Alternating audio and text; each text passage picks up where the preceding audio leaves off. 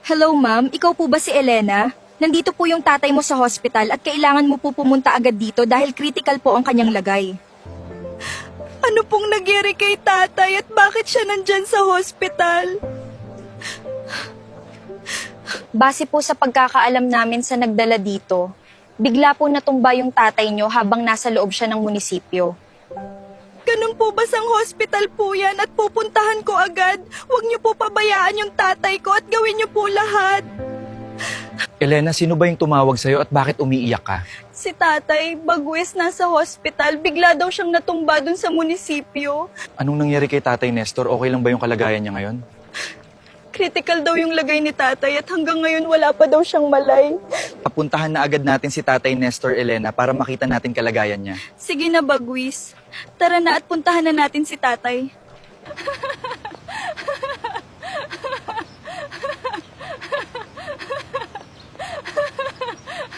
Ang daling lukuhin ng matanda na padali tuloy yung trabaho at malamang nakahandusay na yun sa sahig. Kawawang matanda at napaniwala ako na talagang nagugutom ako at kailangan ko yung tulong niya. Pupuntahan ko na yung mayaman na si Don Pakundo para makuha ko na yung bayad at nagawa ko na yung pinag-uutos niya.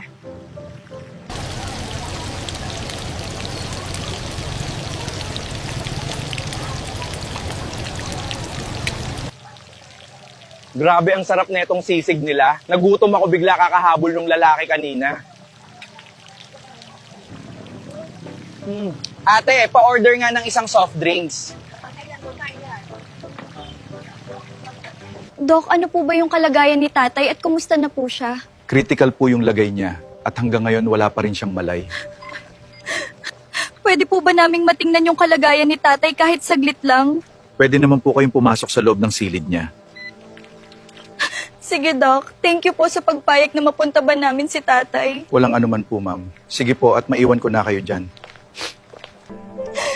Tay, lumaban ka. At wag mo po akong iwan. Kaya mo yan, Tay. Alam kong malalampasan mo yan. Mukhang masama yung lagay ni Tatay Nestor, Elena. At kailangan kong subukan kung matutulungan ko siya. Sige, Bagwis, gawin mo yung lahat ng makakaya mo. At sana mailigtas mo yung buhay ni tatay.